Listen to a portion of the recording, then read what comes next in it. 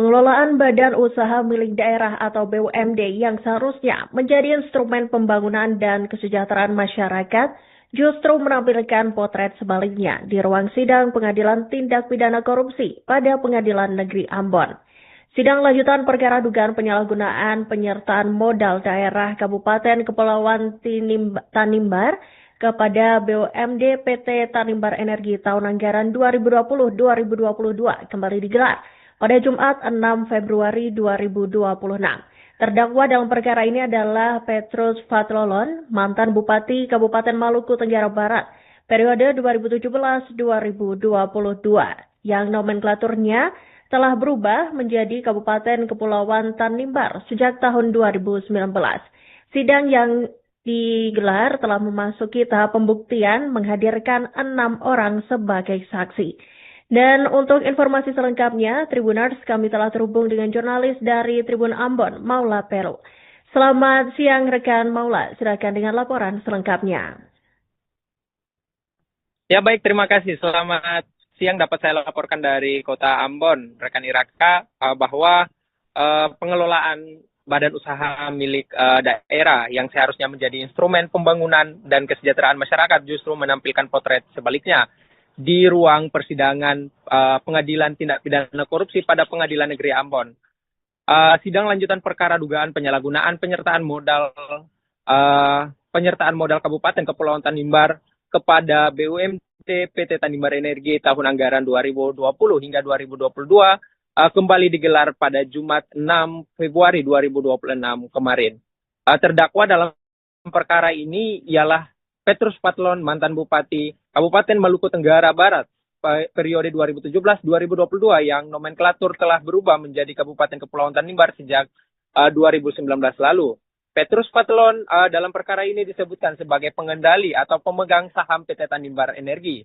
Juga dua terdakwa lainnya yakni Johanna Joyce Juliata Lololuan yang saat itu menjabat sebagai Direktur Utama PT Tanimbar Energi dan Karel FGB Lusnar Nera selaku Direktur Keuangan pada periode 2019-2023.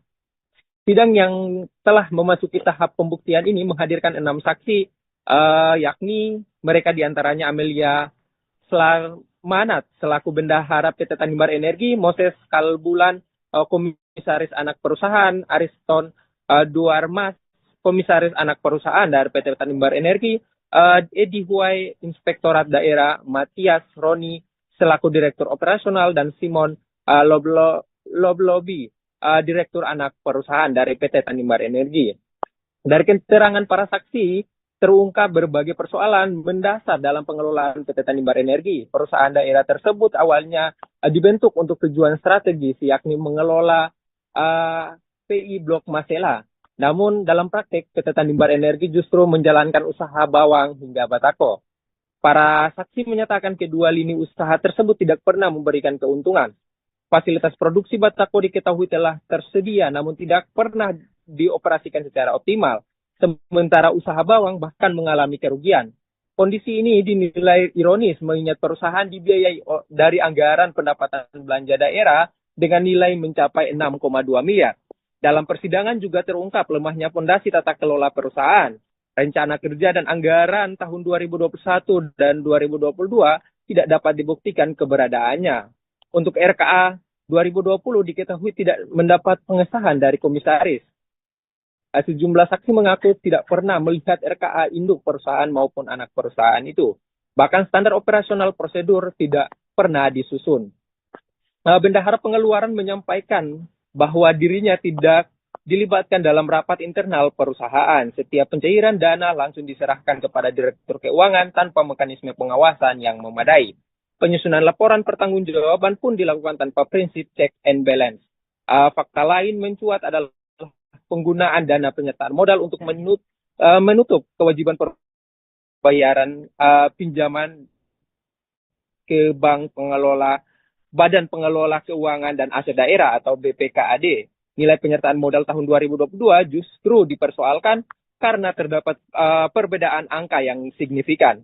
Dari sisi pengawasan eksternal, Inspektorat Daerah Kabupaten Kepulauan Tanimbar diketahui tidak pernah melakukan pemeriksaan terhadap PT Tanimbar Energi selama periode 2020 hingga 2022. Hal itu disebutkan tidak ada perintah dari Petrus Fatlolon yang saat itu menjabat sebagai Bupati Kabupaten Kepulauan Tanimbar saat itu. Pemeriksaan baru dilakukan setelah Kejaksaan Negeri Kabupaten Kepulauan Tanimbar turut tangan yang kemudian mengumpulkan potensi kerugian keuangan negara. Berdasarkan dakwaan jaksa penuntut umum, perkara ini mengakibatkan kerugian keuangan negara sebagaimana besaran anggaran yang disalurkan, yakni 6,2 miliar. Nilai kerugian tersebut sebagaimana tertuang dalam laporan hasil audit perhitungan kerugian keuangan negara oleh Inspektorat Kabupaten Kepulauan Tanimbar. Keterangan-keterangan ini terungkap bahwa penyertaan modal tidak hanya berkaitan dengan transfer anggaran, tetapi juga menyangkut tanggung jawab hukum dan kehati-hatian dalam pengelolaan uang publik. Sidang lanjutan nantinya menjadi titik penting dalam membuka konstruksi perkara, bagaimana keputusan diambil, bagaimana dana digunakan, dan bagaimana BUMD yang seharusnya menjadi instrumen pembangunan. Pada akhir perkara PT Tanimbar Energi bukan hanya tentang siapa yang duduk di kursi terdakwa. Ini menjadi alarm bahwa setiap rupiah uang daerah membawa konsekuensi hukum dan setiap kebijakan publik harus dapat dipertanggungjawabkan. Demikian laporan yang dapat saya sampaikan, kembali ke rekan Iraka di studio.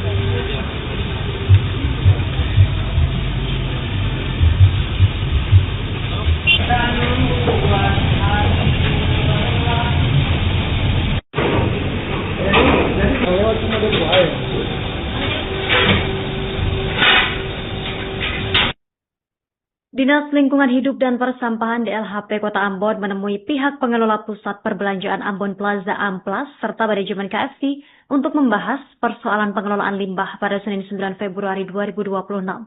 Hal tersebut dilakukan menyusul terjadinya penumpukan hingga luapan limbah dari salah satu gerai makanan di dalam gedung tersebut. Untuk informasi lengkapnya pemirsa, kita sudah terhubung bersama rekan Novanda Halirat, wartawan Tribun Ambon. Rekan Novanda, silakan informasi lebih lengkapnya yang berhasil Anda himpun.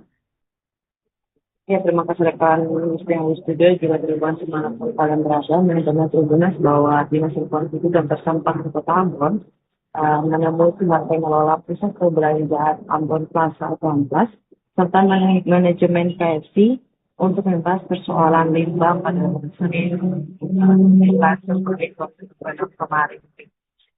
Pertemuan ini menyusul terjadinya penumpukan hingga luapan limbah dari salah satu gerai makanan dalam gedung tersebut. Saat pertemuan diawali dengan peninjauan langsung ke gas trap atau bak perangkap lemak ya di dalam dapur milik KFC Cibodas. Usai peninjauan, petugas LHP kemudian menyarankan kepada pihak KFC untuk membuat saluran pembuangan yang berbentuk U terbalik yang diarahkan ke bawah tanah. Langkah ini bertujuan untuk memisahkan lemak dari air agar tidak bercampur dengan limbah dan meluber ke saluran pembuangan.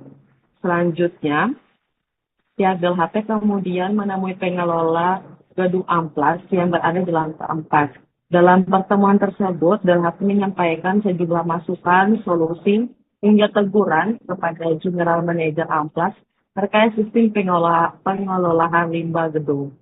Beberapa rekomendasi yang disampaikan antara lain pembangunan fasilitas pengelola limbah yang lebih besar dan terorganisir, penampungan limbah yang sebelumnya hanya berukuran 1 kali 1 meter diminta untuk diperluas lagi, dan itu penutup saluran pembuangan tidak boleh dibuat tertutup permanen.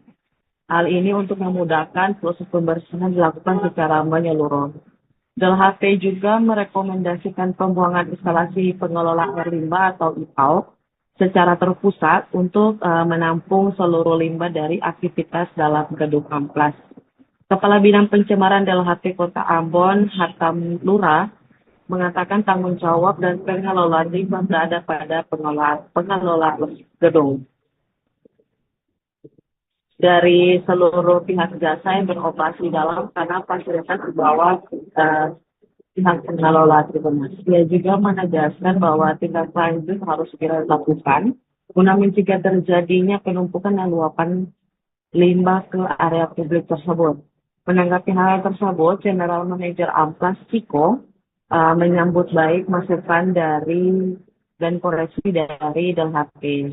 Ia mengungkapkan bahwa pihaknya tengah merancangkan revitalisasi gedung, termasuk pembenahan sistem pengelolaan limbah. Pertemuan ini diakhiri dengan peninjauan bersama di lokasi pembuangan limbah di area parkiran roda 2 depan gedung Amplas. Terima laporan saya sampaikan dari Ambon kembali ke studio.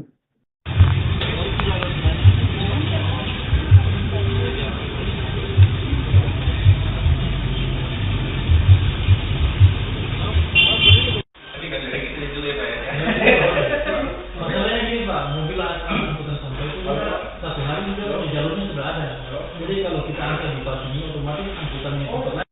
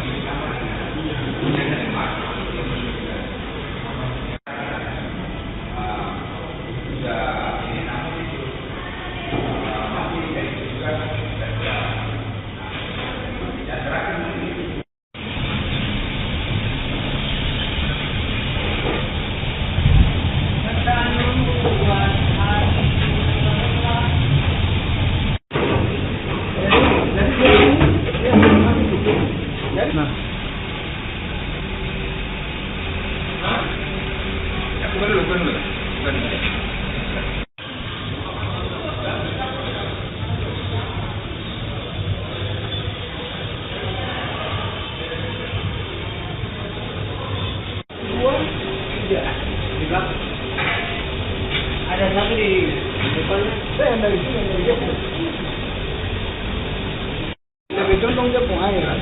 Nanti lemang yang di sini diangkat, jangan dari Jepang.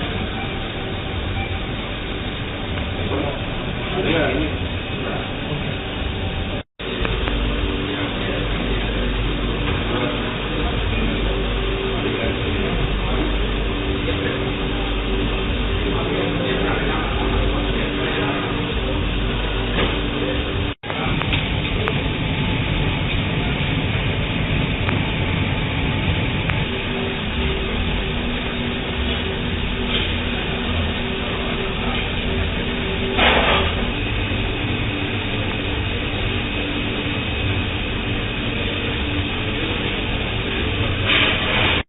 Bismillah, limbah ditahan, yang lewat cuma debu air.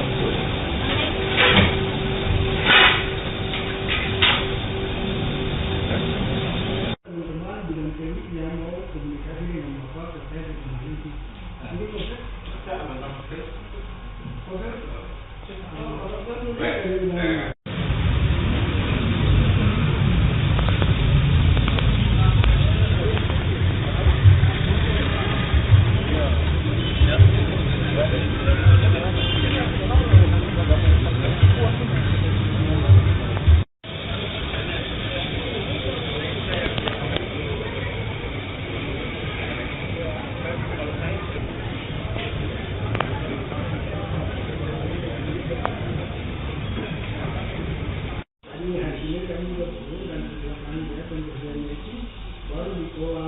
yang pertama di sini, mahal itu harusnya dibuktikan juga.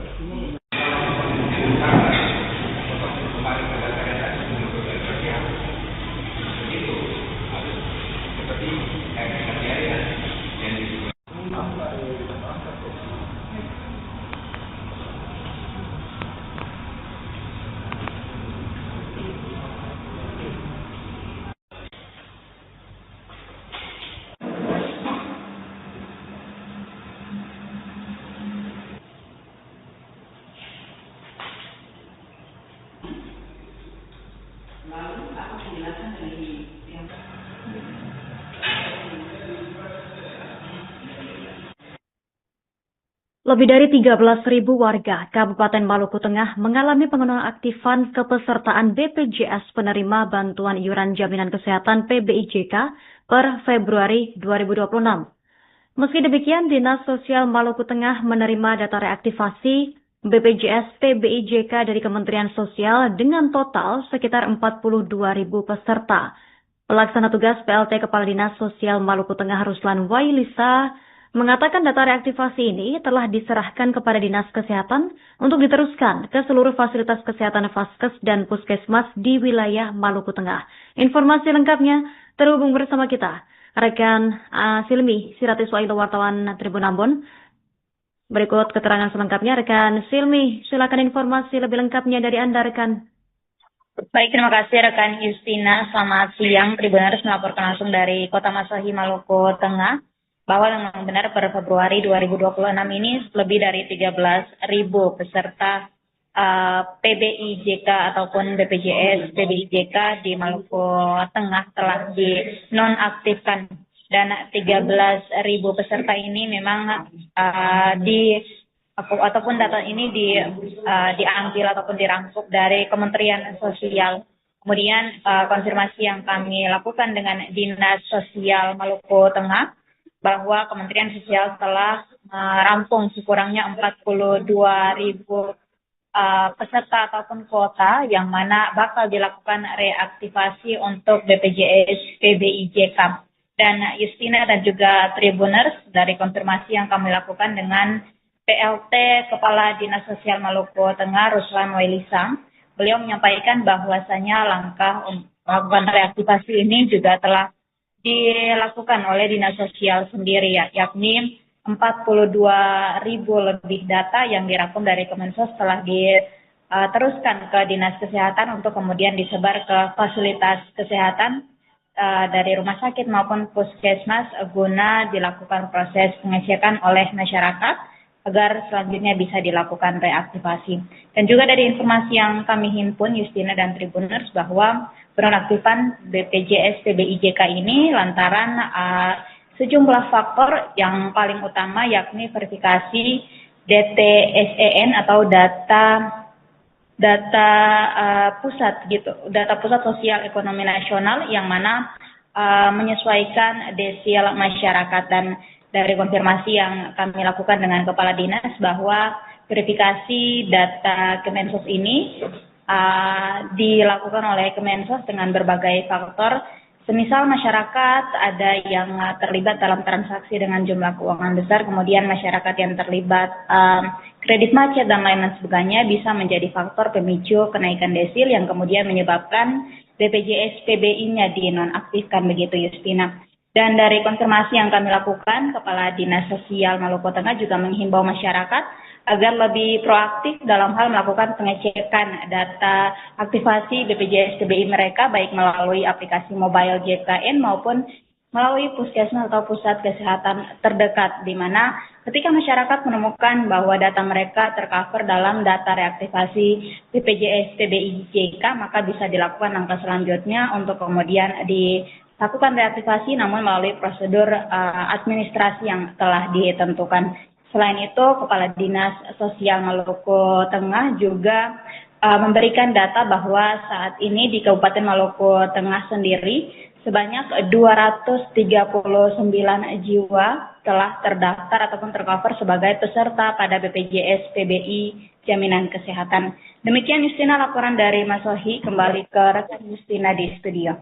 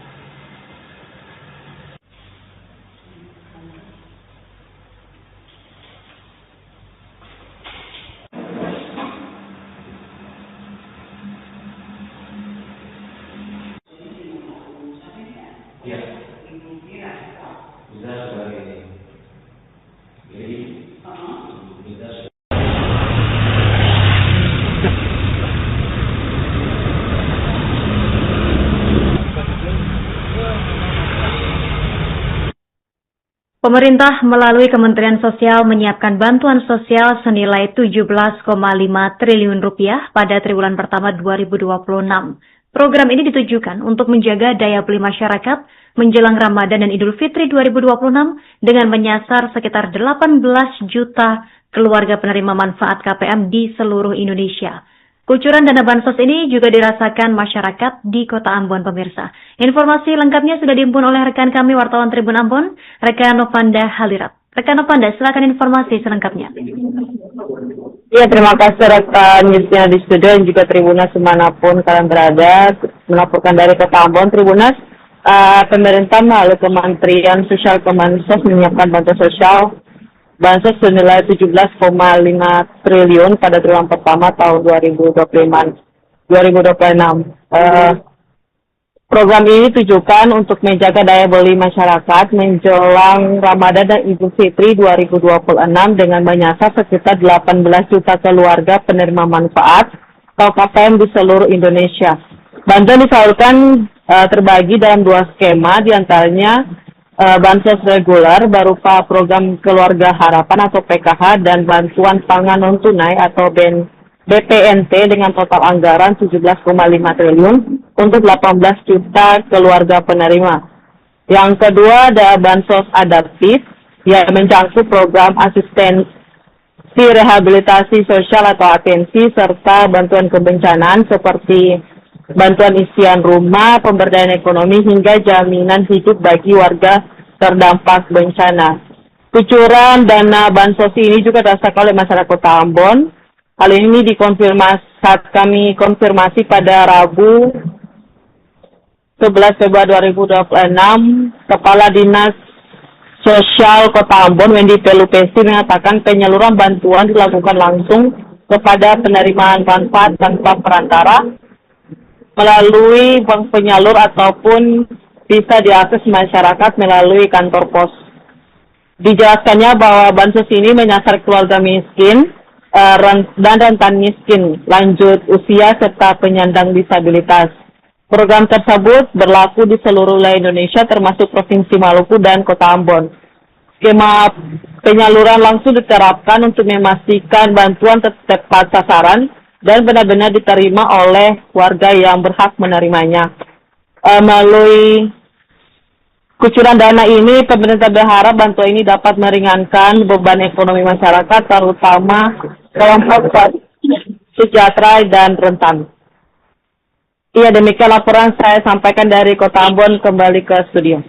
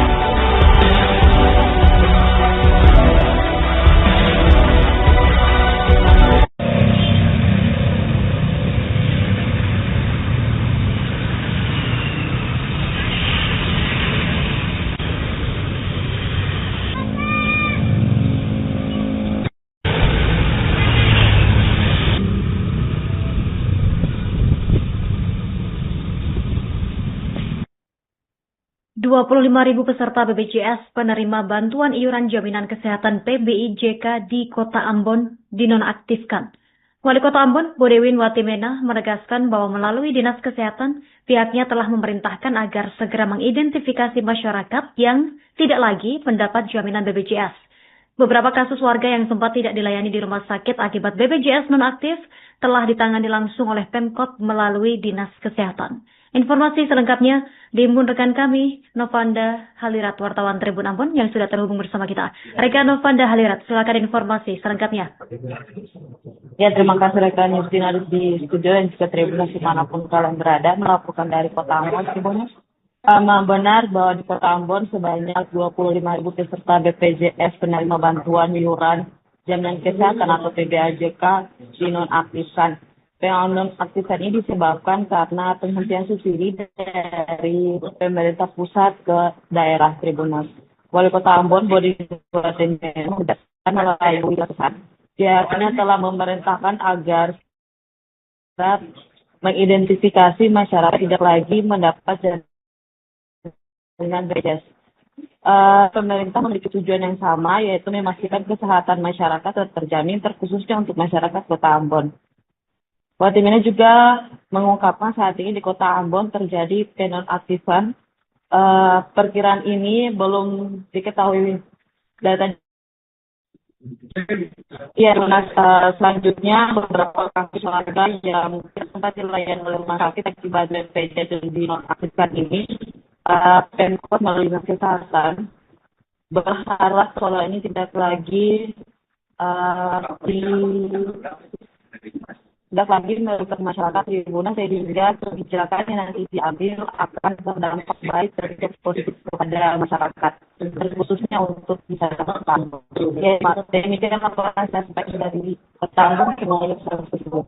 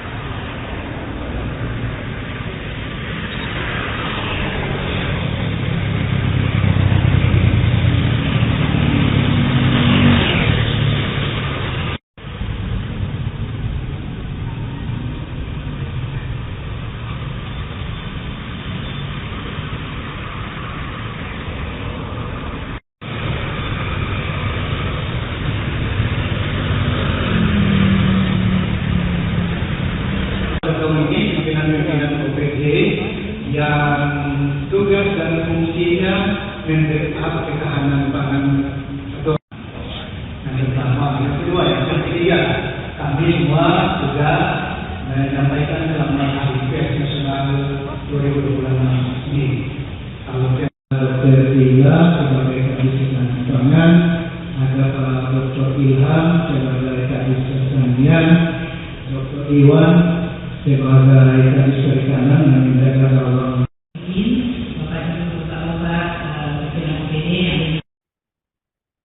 Menjelang Hari Besar Keagamaan Nasional Ramadan dan Idul Fitri 2026, pemerintah Provinsi Maluku memastikan ketersediaan stok bahan bakar minyak dalam kondisi aman. Kepastian itu disampaikan dalam presentasi pembahasan ketahanan pangan daerah menjelang Ramadan 1447 Hijriah atau 2026 Masehi yang berlangsung di lantai 7 kantor Gubernur Maluku pada Jumat 13 Februari. Selain ketersediaan bahan pokok dan arus mudik hari raya, stok BBM menjadi salah satu fokus utama pembahasan. Pemirsa, selengkapnya kami akan terhubung dengan jurnalis Tribun Ambon, rekan Novanda Halirat. Silakan informasi selengkapnya.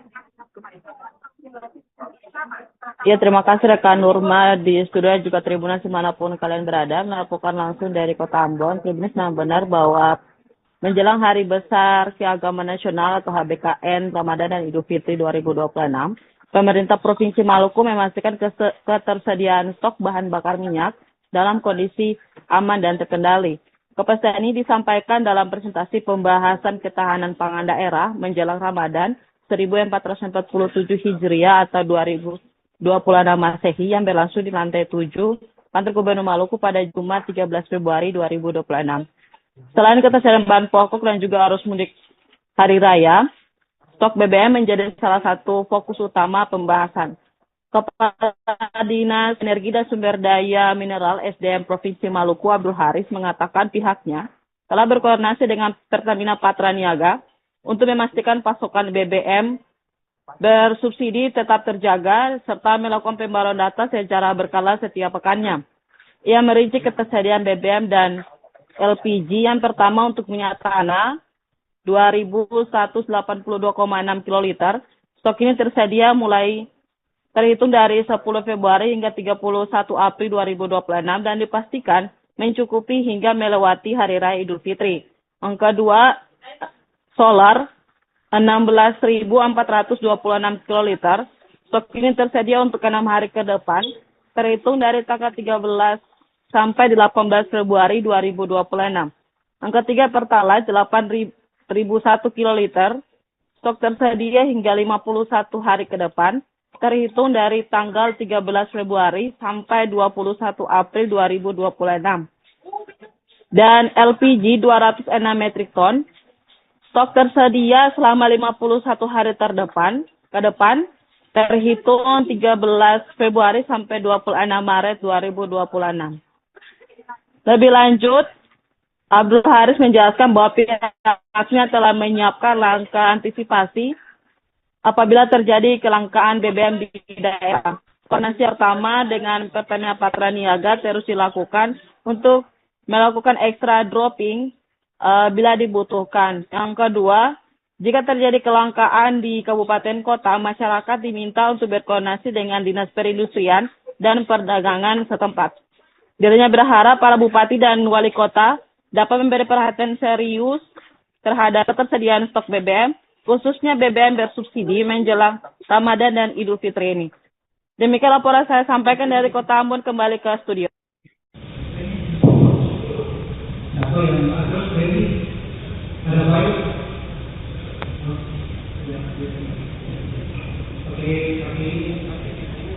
Oke, bisa.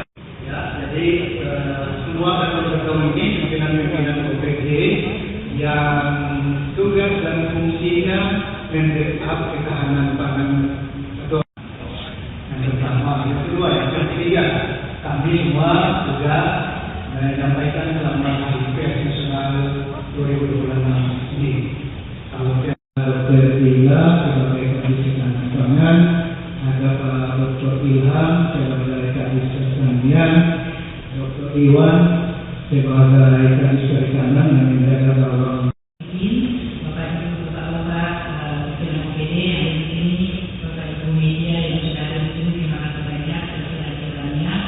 Sebelum kita bicara terkait dengan komunikasi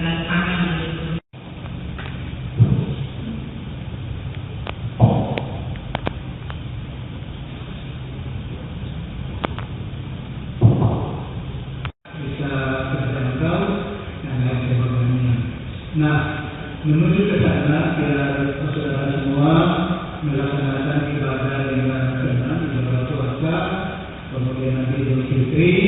Jadi ibadahnya terus sama dokter. Atau yang baru saya ya. Jadi yang dokter ini aku terus semangat pasti kuliah ambil tiga. Ekonomi berjalan, Indonesia kuat, malu baik. Nah, jadi Bapak Ibu semua beda dengan ibu gila, jadi ibu gila saja sekalian. Nanti yang lain dari ibu gila ini pakai. Ada sini ada minatan, dan sampai ada laporan bilang minatan langka. Kita mengidentifikasi komunitas-komunitas apa saja yang selama dari tahun 2024, 2025 yang kemungkinan besar juga bisa terjadi di 2026 ini yang dapat agar ketahanan pangan, ketersediaannya, ketahanannya, harganya dalam wilayah masyarakat. Nanti betul-betul tanya jawab bahwa kalian ini menunjukkan ketahanan pangannya itu bila.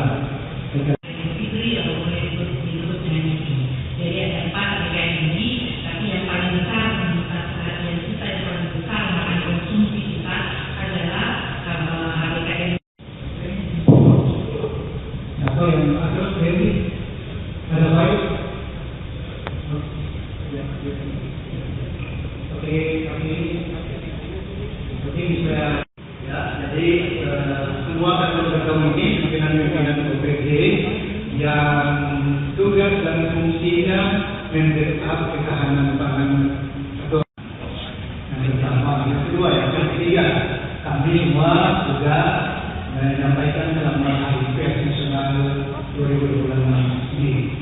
Kalau Dr. Ria sebagai Kadis Ketahanan Pangan, ada Pak Dr. Ilham sebagai Kadis Pertanian, Dr. Iwan sebagai Kadis Perikanan dan menjaga bahwa Bapak Ibu Bapak-Bapak pimpinan OPD yang ada di sini, Bapak Ibu media yang sudah ada di sini, terima kasih banyak atas kehadirannya. Sebelum kita bicara terkait dengan komunitas pangan yang ada di sini.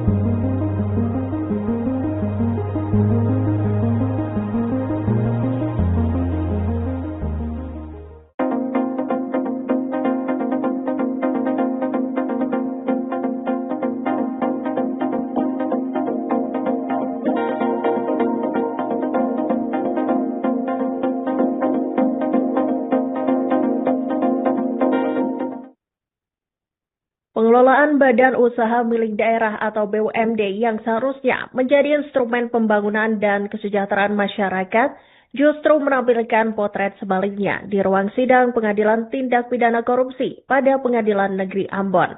Sidang lanjutan perkara dugaan penyalahgunaan penyertaan modal daerah Kabupaten Kepulauan Tanimbar kepada BUMD PT Tanimbar Energi tahun anggaran 2020-2022 kembali digelar pada Jumat 6 Februari 2026.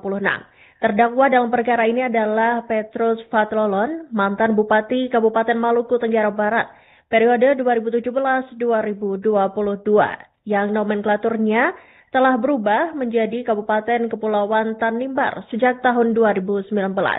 Sidang yang digelar telah memasuki tahap pembuktian menghadirkan 6 orang sebagai saksi. Dan untuk informasi selengkapnya, Tribuners, kami telah terhubung dengan jurnalis dari Tribun Ambon, Maula Peru. Selamat siang rekan Maula, silakan dengan laporan selengkapnya. Ya baik, terima kasih. Selamat siang, dapat saya laporkan dari Kota Ambon, rekan Iraka, bahwa pengelolaan badan usaha milik daerah yang seharusnya menjadi instrumen pembangunan dan kesejahteraan masyarakat justru menampilkan potret sebaliknya di ruang persidangan Pengadilan Tindak Pidana Korupsi pada Pengadilan Negeri Ambon. Sidang lanjutan perkara dugaan penyalahgunaan penyertaan modal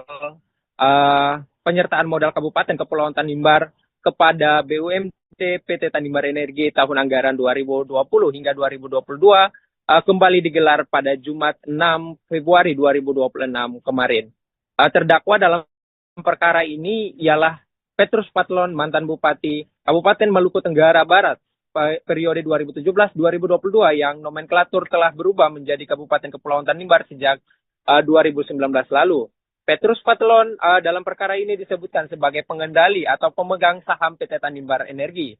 Juga dua terdakwa lainnya yakni Johanna Joyce Juliata Lololuan yang saat itu menjabat sebagai Direktur Utama PT Tanimbar Energi dan Karel FGB Lusnar Nera selaku Direktur Keuangan pada periode 2019-2023. Sidang yang telah memasuki tahap pembuktian ini menghadirkan 6 saksi, yakni mereka diantaranya Amelia Slamanat selaku Bendahara PT Tanimbar Energi, Moses Kalbulan, Komisaris Anak Perusahaan, Ariston Duarmas, Komisaris Anak Perusahaan dari PT Tanimbar Energi, Edi Huai, Inspektorat Daerah, Matias Roni selaku Direktur Operasional, dan Simon Loblobi, Direktur Anak Perusahaan dari PT Tanimbar Energi. Dari keterangan para saksi, terungkap berbagai persoalan mendasar dalam pengelolaan PT Tanimbar Energi. Perusahaan daerah tersebut awalnya dibentuk untuk tujuan strategis, yakni mengelola PI Blok Masela. Namun dalam praktek, PT Tanimbar Energi justru menjalankan usaha bawang hingga batako.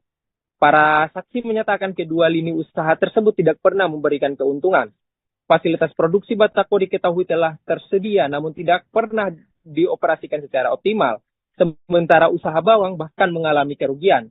Kondisi ini dinilai ironis mengingat perusahaan dibiayai dari anggaran pendapatan belanja daerah dengan nilai mencapai 6,2 miliar. Dalam persidangan juga terungkap lemahnya fondasi tata kelola perusahaan. Rencana kerja dan anggaran tahun 2021 dan 2022 tidak dapat dibuktikan keberadaannya. Untuk RKA 2020 diketahui tidak mendapat pengesahan dari komisaris. Sejumlah saksi mengaku tidak pernah melihat RKA induk perusahaan maupun anak perusahaan itu. Bahkan standar operasional prosedur tidak pernah disusun. Bendahara Pengeluaran menyampaikan bahwa dirinya tidak dilibatkan dalam rapat internal perusahaan. Setiap pencairan dana langsung diserahkan kepada Direktur Keuangan tanpa mekanisme pengawasan yang memadai. Penyusunan laporan pertanggungjawaban pun dilakukan tanpa prinsip check and balance. Fakta lain mencuat adalah penggunaan dana penyertaan modal untuk menutup kewajiban pembayaran pinjaman ke bank pengelola Badan Pengelola Keuangan dan Aset Daerah atau BPKAD. Nilai penyertaan modal tahun 2022 justru dipersoalkan karena terdapat perbedaan angka yang signifikan. Dari sisi pengawasan eksternal, Inspektorat Daerah Kabupaten Kepulauan Tanimbar diketahui tidak pernah melakukan pemeriksaan terhadap PT Tanimbar Energi selama periode 2020 hingga 2022. Hal itu disebutkan tidak ada perintah dari Petrus Patlon yang saat itu menjabat sebagai Bupati Kabupaten Kepulauan Tanimbar saat itu. Pemeriksaan baru dilakukan setelah Kejaksaan Negeri Kabupaten Kepulauan Tanimbar turut tangan yang kemudian mengumpulkan potensi kerugian keuangan negara.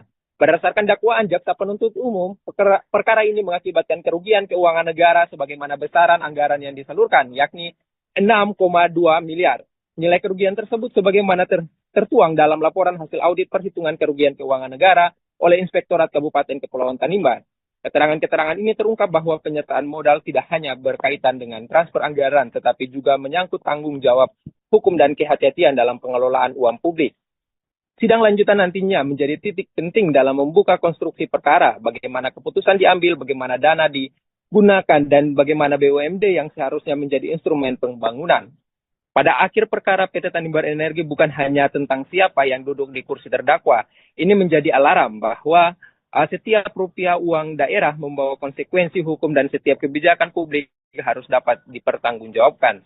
Demikian laporan yang dapat saya sampaikan, kembali ke rekan Iraka di studio.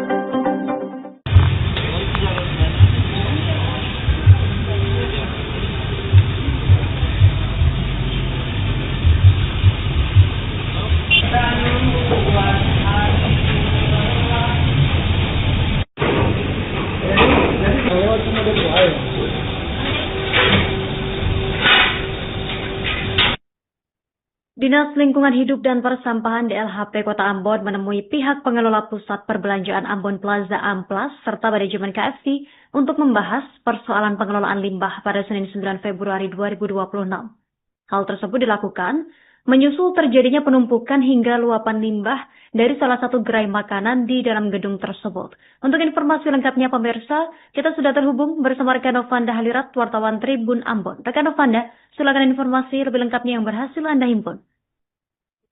Ya, terima kasih rekan yang studio juga Tribun semangat kalian berada manajemen Tribunas bahwa Dinas Lingkungan Hidup dan Persampahan Kota Ambon menemui pihak pengelola Pusat Perbelanjaan Ambon Plaza atau Amplas serta manajemen KFC untuk membahas persoalan limbah pada Senin 9 Februari kemarin.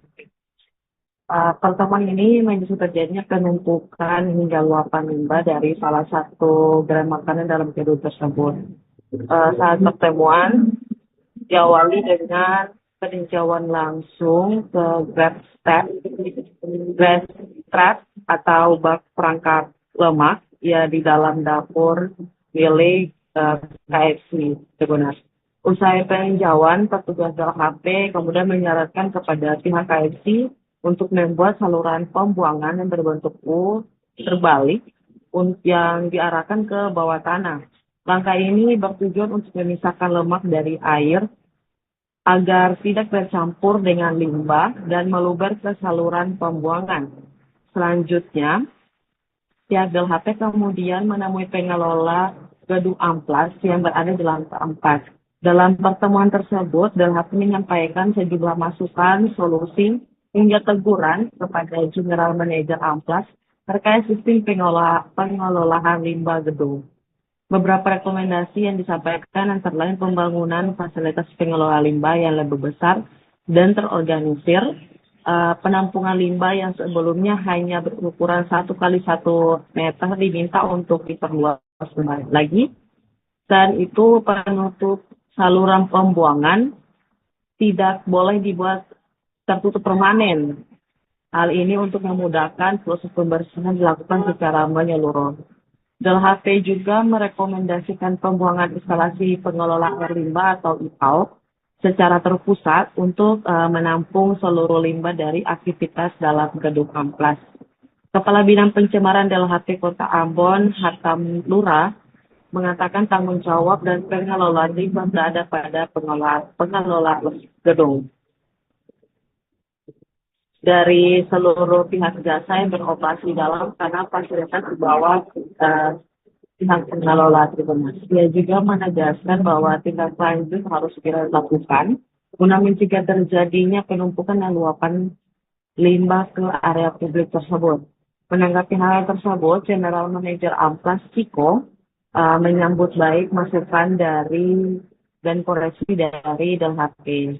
Ia mengungkapkan bahwa pihaknya tengah merancangkan revitalisasi gedung, termasuk pembenahan sistem pengelolaan limbah. Pertemuan ini diakhiri dengan peninjauan bersama di lokasi pembuangan limbah di area parkiran roda 2 depan gedung Amplas. Tribunas laporan saya sampaikan dari Ambon kembali ke studio.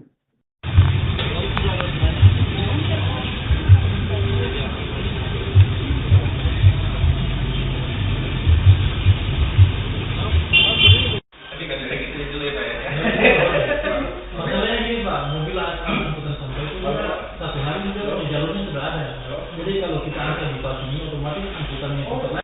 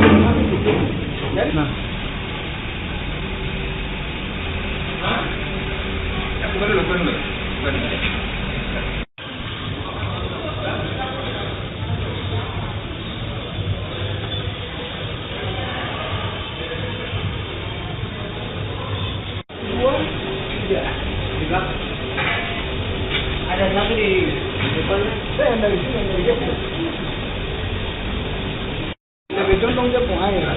Nanti lembaga di sini diangkat kan.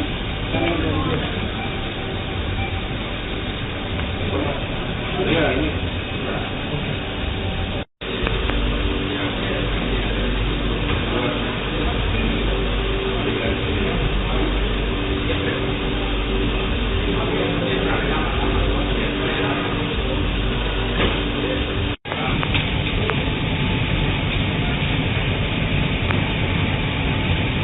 Download Tribun X sekarang.